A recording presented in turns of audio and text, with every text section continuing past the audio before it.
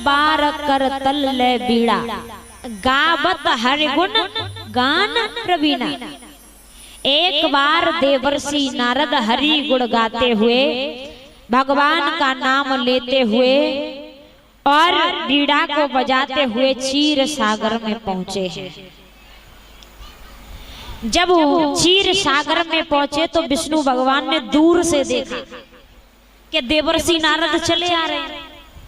तो श्री हरि जान गए कि आज देवर्षि नारद के अंदर अहंकार जागृत है। तो स्वयं विष्णु भगवान अपनी और सरसैया से उठ करके और सम्मान के लिए दरवाजे पे पहुंच गए देवर्षि नारद को लेने के लिए। और देवर्षि नारद को सुंदर से आसन पर बिठा लिया कि हर्ष मिले उठी रमा निकेता, बैठे आसन हृदय समेता। भगवान विष्णु हंस करके देवर्षि नारद को स्वागत के साथ में और लेकर के आए और सुंदर से आसन पर बिठा लिया। जब सुंदर से आसन पर बिठाया तो विष्णु भगवान ने पूछा कि हे नारद जी, बताइए कैसे आना हुआ? आज तुमने बड़े ही दिनों में दर्शन दिए।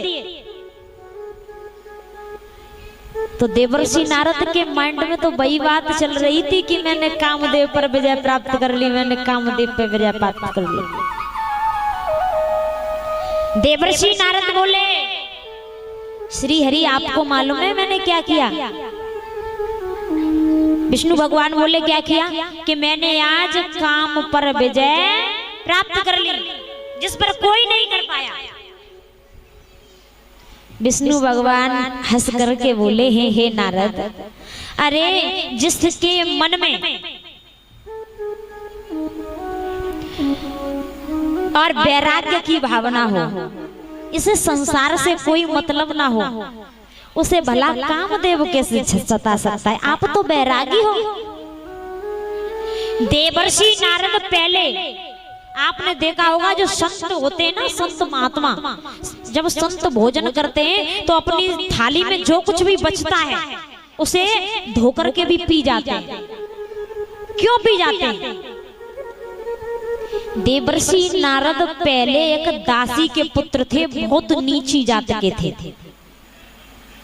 इनकी माँ जो भी संत ब्राह्मण आते थे उनकी झूठी जो बर्तन हुआ करते थे, थाली हुआ करती थी, उसे मांजा करती थी, साफ किया करती थी।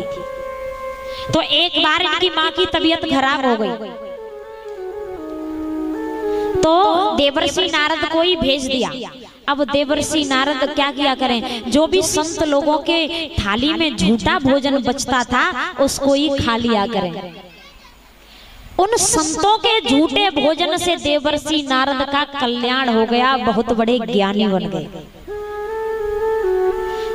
तभी से कोई भी संत अपना झूठा भोजन किसी को खिलाता नहीं है। देवर्षि नारद का उद्धार हो गया।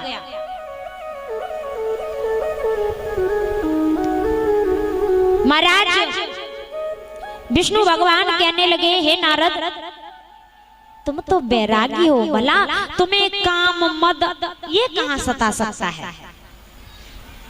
जिसे संसार से कोई मतलब नहीं होता उसे काम नहीं सता सकता।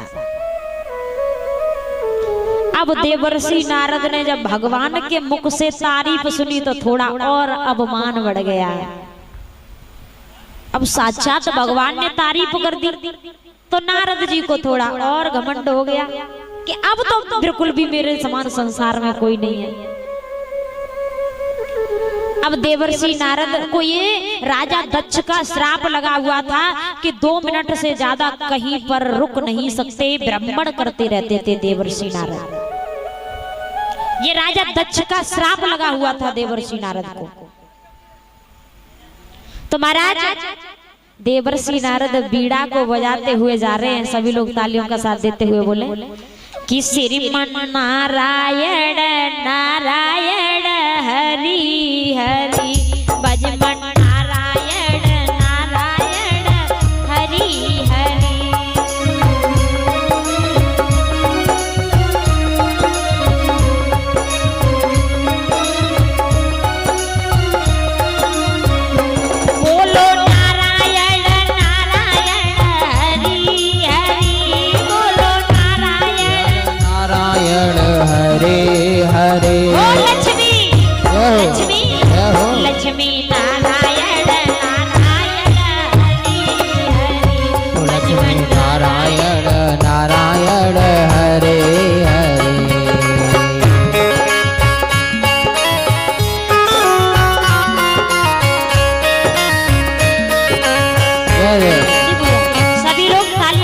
बोले, क्योंकि भगवान की कथा में तालियां बजाने से हमारे अंदर जो संशय का भाव होता है, संशय नाम का पक्षी होता है, वो उड़ जाता है। अरे राम कथा सुंदर करतारी, संशय फिर उड़ान हारी। राम सिया राम सिया राम जय जय राम, राम सिया राम सिया राम जय जय राम।